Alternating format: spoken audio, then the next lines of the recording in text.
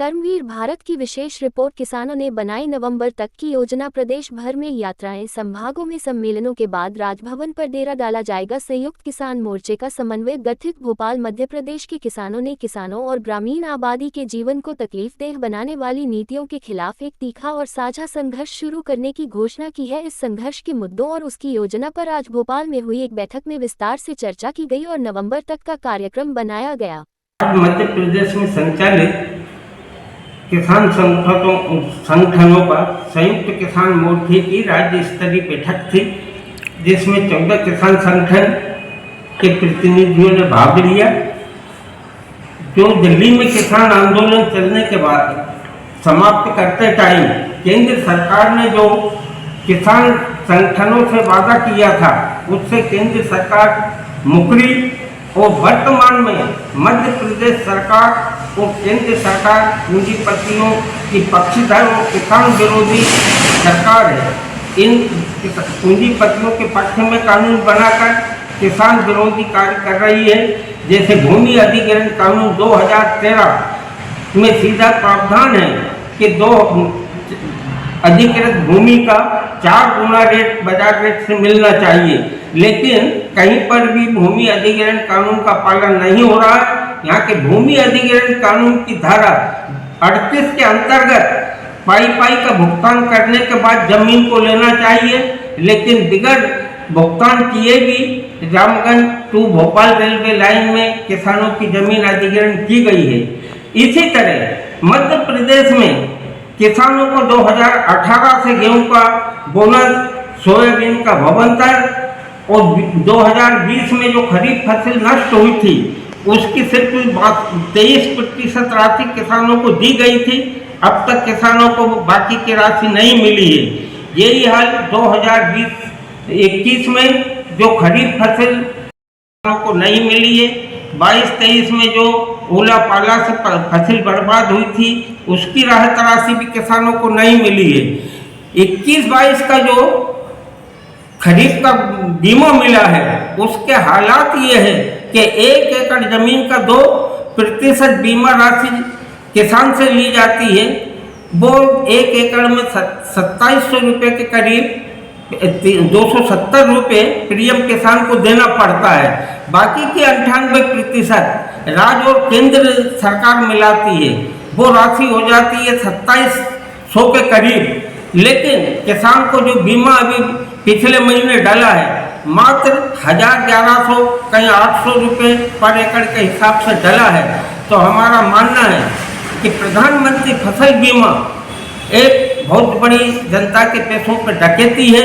इस पे कि राज्य और केंद्र सरकार तत्काल रोक लगाए और किसान का खेत को इकाई मानी जाए।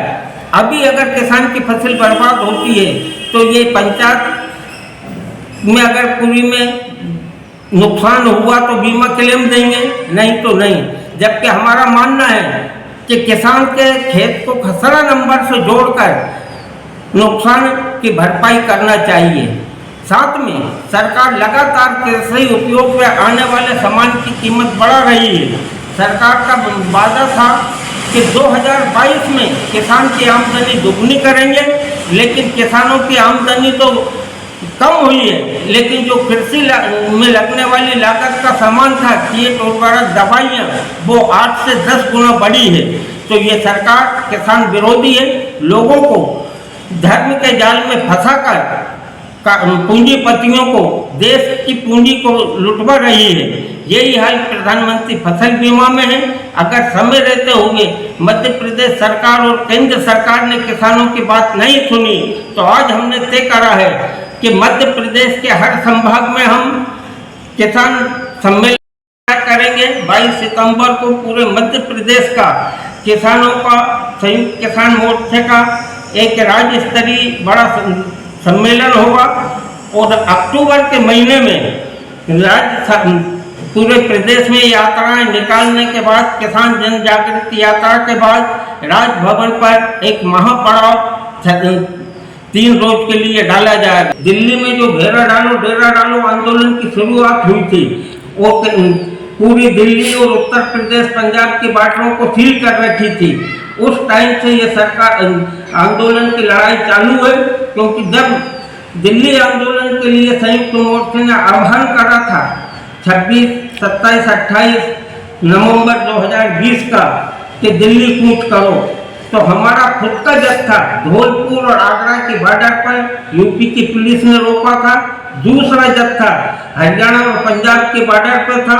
तो मध्य प्रदेश और दक्षिण के जो जत्थे हमारे साथ थे, हमने 72 घंटे धौलपुर, राजस्थान और आगरा की बॉर्डर पर जाम लगाया था। पहली चीज ये है कि पूरे देश के अंदर जो संयुक्त किसान सभा का मूवमेंट चला दिल्ली के अंदर, उसमें केंद्र की नरेंद्र मोदी सरकार ने रिटर्न आश्वासन दिया था कि पूरे समूचे देश के अंदर जो एमएसपी की मांग थी, न्यूनतम सपोर्ट प्राइस, उसको आज तक नरेंद्र मोदी सरकार ने पूरा नहीं किया। उसके अलावा जो भी किसानों की मांगे थी उनको पूरा नहीं किया।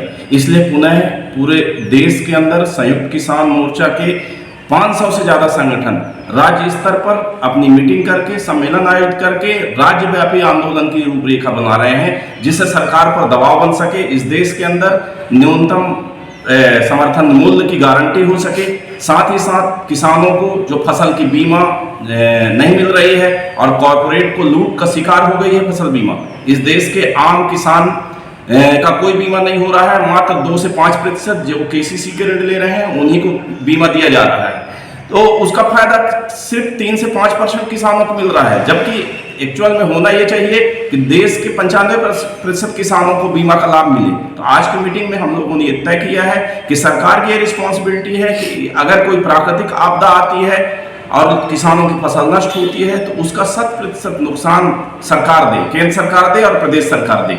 इनके साथ ही साथ जो हमारे प्रदेश के अंदर सीलिंग की भूमि है, जो दूसरी सरकारी भूमि है, उनको जो पड़ती पड़ी हुई है, उनको जो गरीब आदिवासी हैं, भूमिहीन हैं, उनको दिया जाए। आप जानते हैं जब सीलिंग कानून लागू हुआ था तो सरकार की प्राथमिकता थी उस कानून के तहत कि बड़े बड़े पूंजीपतियों के हाथ में, बड़े बड़े किसानों के हाथ में जो जमीन सैकड़ों एकड़ था, उनसे मध्य प्रदेश शासन अधिग्रहण करेगी और गरीब किसानों को देगी। लेकिन मध्य प्रदेश के अंदर सीलिंग एक्ट का सही ढंग से पालन नहीं हुआ और आज भी मध्य प्रदेश के अंदर ऐसे हजारों हजार एकड़ जमीन है जो आज भी आदिवासी गरीबों को, भूमिहीनों को नहीं बांटा गया। तो हमारा ऑल इंडिया किसान सभा और संयुक्त किसान मोर्चा पूरे प्रदेश के अंदर ये आंदोलन करेगी कि किसानों को, भूमिहीनों को, आदिवासियों को सीलिंग की भूमि और जो सरकारी भूमि है उसको दिया जाए। साथ ही साथ जो हमारा रूरल एम्प्लॉयमेंट गारंटी एक्ट के तहत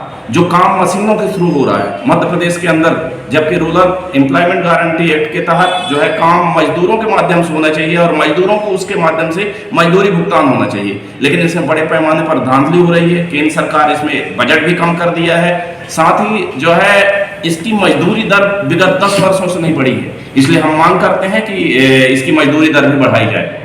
इन सब मुद्दों को लेकर संयुक्त किसान मोर्चा संभागीय स्तर पर सम्मेलन करेगी, राज्य स्तर पर सम्मेलन करेगी और हम राजभवन पर अक्टूबर महीने में एक विशाल सत्याग्रह 3 दिन तक दिन और रात चलाएंगे। जो है गवर्नमेंट की है, कॉर्पोरेट को लूट की जो पॉलिसी है केंद्र सरकार और मध्य प्रदेश सरकार की है। आप जानते हैं कि अभी 3 महीने पहले टमाटर 3 रुपए से 5 रुपए किलो बिक रहा था। वही टमाटर जब बड़े बड़े पूंजीपतियों के गोडाउन में चला गया, उनके स्टोरेज से आ रहा है तो 100 रुपए किलो बिक रहा है। इसी तरीके से प्याज का जब उत्पादन होता है तो 5 रुपये किलो प्याज बिकता है, लेकिन उनके गोडाउन में जाने के बाद आम उपभोक्ता को 100 रुपए किलो प्याज बिकता है। पिछले दिनों बिका भी है। तो इसका फायदा बड़े कॉर्पोरेट उठा रहे हैं और बड़े पैमाने पर यही कॉर्पोरेट जो है सत्ता पक्ष को फंडिंग दे रहे हैं, उनके पैसे से वो चुनाव लड़ रहे हैं। आम आदमी को इस बात को समझना है कि किसानों के हित के लिए आखिर ये सरकार कोई कानून क्यों नहीं बना रही है। न्यूनतम समर्थन मूल्य जिसको हम एमएसपी कहते हैं, उसका लिखित आश्वासन देने के बाद भी किसान के फायदे के लिए केंद्र की सरकार ने क्यों एमएसपी नहीं बनाया। कॉर्पोरेट की लूट के लिए सरकार योजनाएं बना रही है लेकिन किसानों के हित के लिए नहीं बना रही है। और जब तक एमएसपी नहीं बनेगा, मिनिमम सपोर्ट प्राइस तय नहीं होगा, तब तक किसानों का लूट जारी रहेगा और कॉर्पोरेट इसका फायदा उठाते रहेंगे। मध्य प्रदेश के अंदर सब्जी की बहुत ज़्यादा पैदावार हो रही है, लेकिन सवाल ये है कि उन किसानों के पास कोल्ड स्टोरेज नहीं है जो उसका रख रखाव कर सके। अगर ये स्टोरेज किसानों के समितियों के माध्यम में जमा होता तो आज भी जो है टमाटर का रेट 10 से 15 रुपए किलो से ज्यादा नहीं होता। क्योंकि इसका रख रखाव बड़े बड़े कॉर्पोरेट कर रहे हैं, बड़े बड़े शीतगृह के संचालक कर रहे हैं, इसलिए वो मुनाफा कमाने के लिए ये रेट बढ़ा रहे हैं और सरकार इनको संरक्षण दे रही है।